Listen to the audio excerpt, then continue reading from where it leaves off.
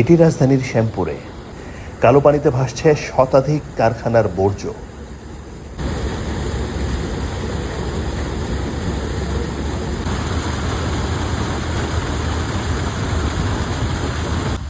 বুড়িগঙ্গা নদী এখানে একেবারেই নীরব আর শান্ত।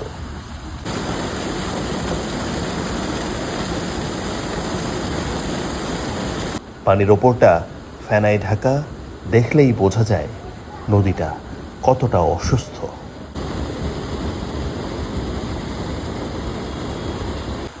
যে নদী একসময় মানুষকে জীবন দিত, আজ সে নিজেই বাঁচার জন্য লড়ছে।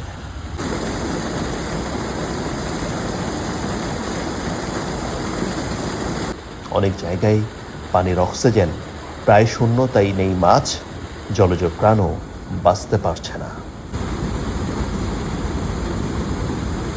দুঃখের বিষয় হলো, একসময়কার এই প্রাণের নদী এখন বিশ্বের সবচেয়ে দূষিত নদীগুলোর একটিতে পরিণত হয়েছে।